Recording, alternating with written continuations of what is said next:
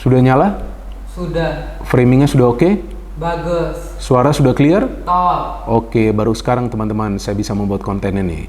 Halo and welcome back teman-teman netizen atau warganet yang saya hormati semuanya. Di konten kedua hari ini saya ingin memberikan analisa dari pertandingan uji coba Timnas Indonesia U20 versus Timnas Korea U20 yang berakhir untuk kemenangan Timnas Korea U20 dengan skor telak 3-0. Dengan hasil akhir ini berarti Timnas Korea U20 menjadi juara dari turnamen Seoul Earth on US Cup tahun 2024. Sedangkan Timnas Indonesia U20 yang memulai pertandingan di turnamen ini dengan kemenangan atas Argentina dengan skor 2-1, ternyata di dua pertandingan selanjutnya tidak bisa meraih kemenangan. Karena sebelum melawan Korea, Timnas Indonesia U20 juga kalah lawan Thailand dengan skor 2-0. Artinya dalam dua pertandingan terakhir, Timnas Indonesia U20 gagal mencetak gol dan terlihat jelas sulit sekali untuk bisa menciptakan peluang yang berbahaya. Dan memang sih, waktu recovery untuk para pemain sangat singkat. Karena mereka hanya punya waktu istirahat 1 hari. Tapi kan hal yang sama juga berlaku bagi tim-tim lainnya. Namun kita lihat tadi permainan di atas lapangan, para pemain Korea sangat superior. Bukan saja dari segi fisik dan juga stamina mereka, tapi dengan kolektivitas mereka di atas lapangan. Artinya apa? Artinya secara taktik mereka jauh lebih unggul daripada timnas kita. Berarti game plan dari Indra Safri dalam dua pertandingan terakhir itu tidak berjalan secara baik meskipun para pemain coba untuk mempraktekkannya di atas lapangan. Berarti yang perlu dievaluasi selain juga kinerja dari para pemain yang meskipun semangatnya luar biasa tapi sulit sekali untuk bisa mengambil keputusan pada momen yang tepat, ada juga taktik permainan yang tidak jalan dari Indra Safri. Jadi dua hal ini yang seharusnya dievaluasi. Jadi saya pikir kita juga tidak boleh menyalahkan para pemain. Karena mereka sebetulnya sudah berjuang di atas lapangan, tapi mereka tampak kebingungan apa yang perlu mereka lakukan pada saat mereka ditekan oleh para pemain tim lawan. Yang juga terlihat di pertandingan sebelumnya lawan Thailand, sehingga para pemain kita lebih banyak melakukan kesalahan. Dan saya bingung juga pada saat saya nonton pertandingan tadi sore, kok para pemain kita tampak sulit untuk bisa memberikan umpan-umpan yang akurat. Padahal kan seharusnya di sesi latihan mereka sudah tahu apa yang perlu mereka lakukan pada saat mereka mendapatkan tekanan dari para pemain tim lawan dan pada saat mereka perlu menjalankan konsep dari sang pelatih. Artinya begini, di pertandingan lawan Thailand kita lihat para pemain kita bermain dengan sistem bertahan mulai di tengah. Menunggu di tengah, pressing, kemudian coba untuk main counter. Tapi itu juga tidak berhasil dengan baik karena passing-passingnya tidak akurat pada saat perlu memberikan umpan kunci terakhir. Di pertandingan tadi sore juga sama, bertahan sedikit lebih rendah, bertahan dekat ke kotak penalti, tapi pada saat punya momen untuk counter, final pass-nya itu justru tidak akurat. Nah, kalau bermain seperti ini, ya gimana caranya bisa lolos ke Piala Dunia? Kalau lolos ke Piala Asia bisa lah, karena kan nanti di babak kualifikasi, timnas kita akan bermain di tanah air. Dan juga lawan-lawannya tidak begitu kuat, karena lawan-lawannya adalah Maladewa, Timor Leste, dan juga Yaman. Ya bisa lah dikalahkan ya, apalagi kan kita bermain di kandang sendiri, tentu supporter juga akan mendukung total seperti tadi loh. Tadi itu kan kalau kita lihat di tribun, ya mayoritas adalah supporter timnas kita. Ya kan luar biasa mereka datang kan ke stadion untuk memberikan support. Tapi cara bermain dari timnas kita itu yang kelihatan, waduh saya nggak mau ngomong juga ya.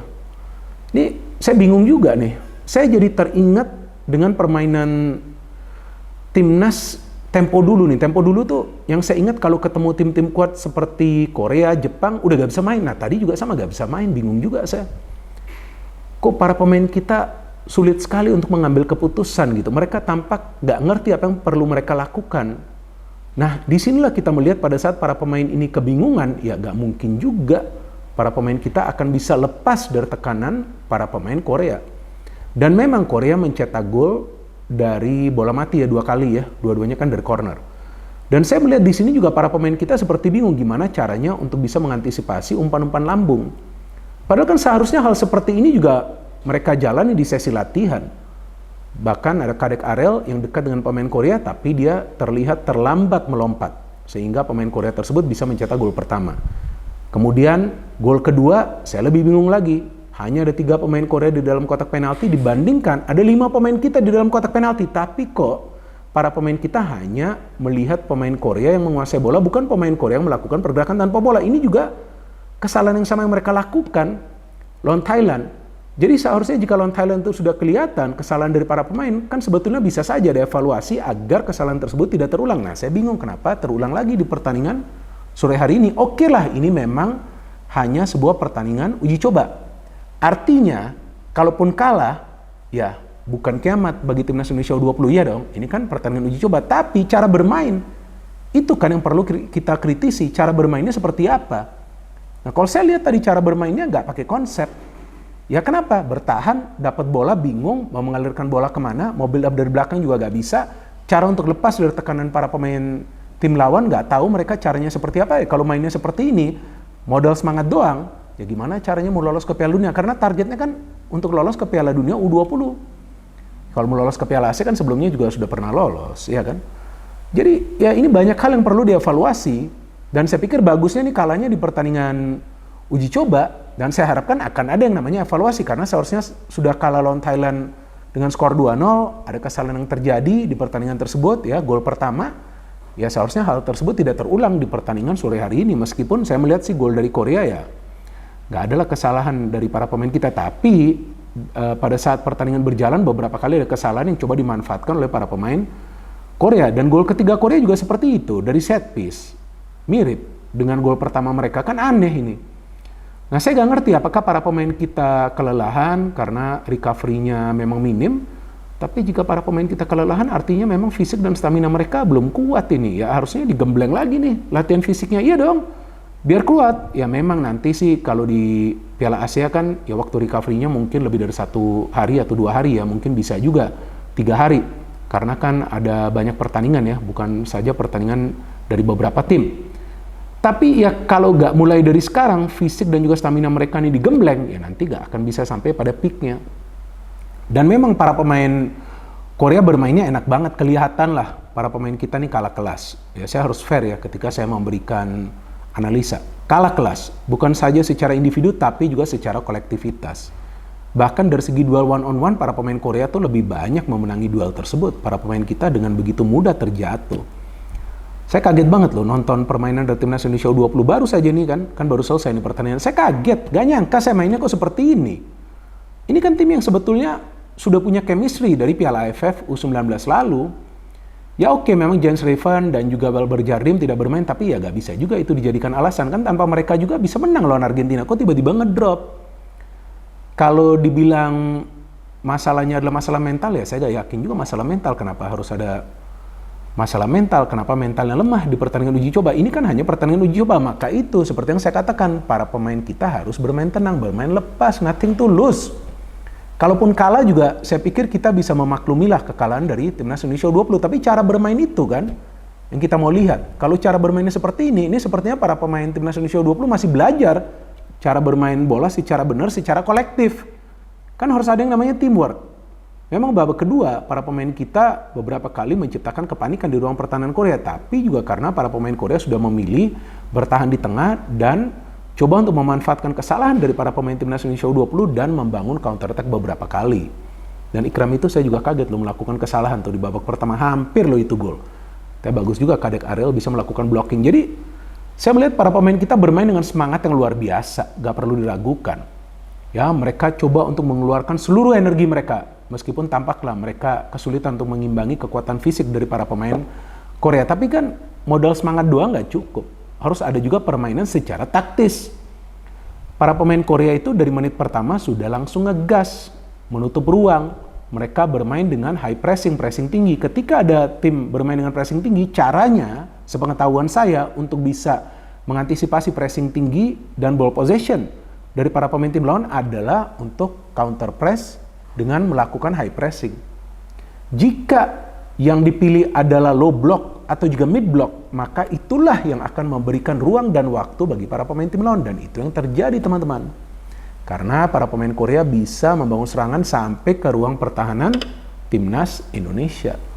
Sehingga mereka tidak mendapatkan tekanan yang perlu diberikan sebetulnya oleh para pemain Indonesia mulai dari ruang pertahanan mereka. Palingan hanya ada satu pemain yang melakukan pressing, itu si Kamara di babak pertama. Di babak kedua memang memanfaatkan kecepatan para pemain kita beberapa kali bisa juga membuka pertahanan dari Korea, bahkan mendapatkan 2 peluang kan dari Rizky Afrizal meskipun tidak ada yang on target, tapi ya bagus, semangatnya luar biasa. Tapi seandainya bermain juga dengan taktik yang benar, ya tentu para pemain Korea juga akan kewalahan. Bahkan penjaga gawang Korea itu hanya satu kali menangkap bola itu pada saat sudah injury time kan. Bingung juga, saya gak ngerti apa yang perlu saya katakan.